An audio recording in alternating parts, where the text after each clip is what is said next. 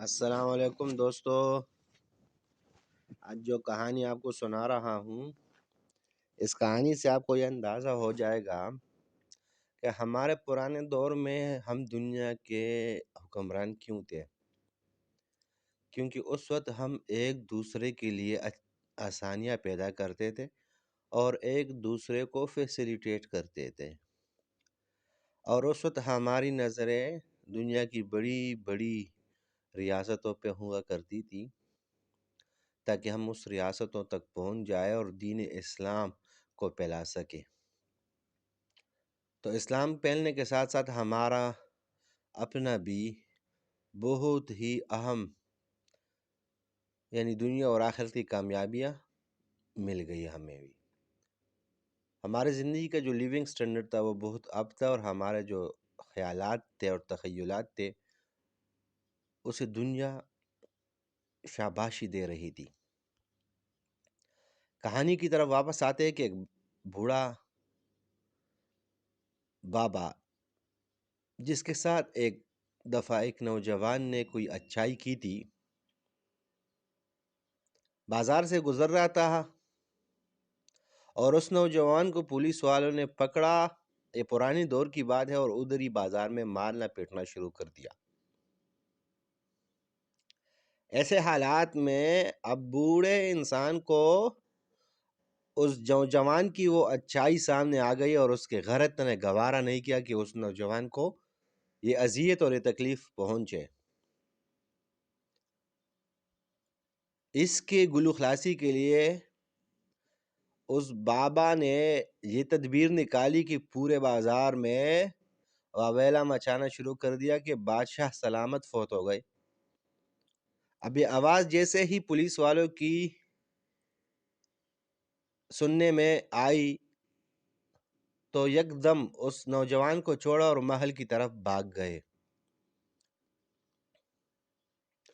جب محل پہنچے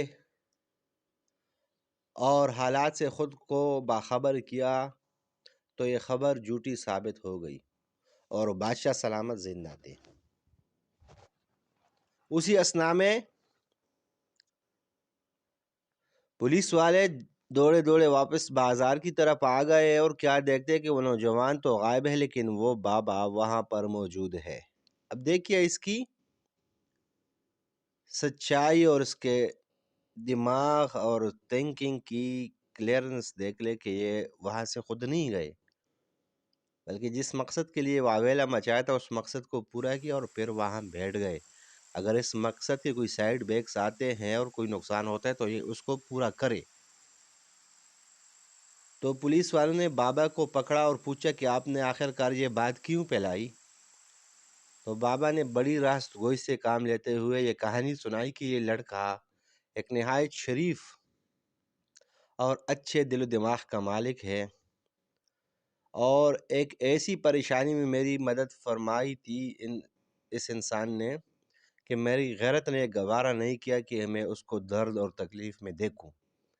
اس لیے مجھے بادشاہ سلامت کے سامنے لے جائیے۔ جب بادشاہ سلامت کے سامنے لے گئے اور بادشاہ سلامت نے اس جھوٹی خبر کی حقیقت کو جاننا چاہا تو اس نے بڑی بہترین بات کی کہ بادشاہ سلامت اس بے گناہ کو یہ پولیس والے مار رہے تھے، اور اس نے میرے ساتھ بہت ہی اچھائی کی تھی۔ وہ ایک اچھا اور شریف انسان ہے۔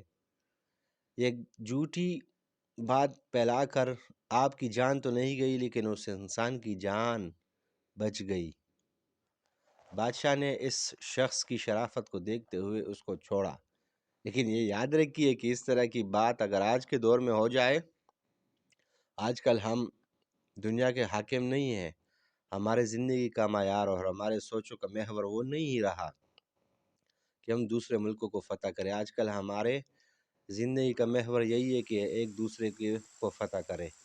تو ایسے حالات میں تو یہ بالکل بھی مشکل ہے، لیکن پھر بھی ہمیں ایک دوسرے کی بھلائی کے لیے ہر وہ قدم اٹھانا چاہیے کہ جس سے ہم دوسرے کو فائدہ پہنچا سکیں۔ Thank you so much.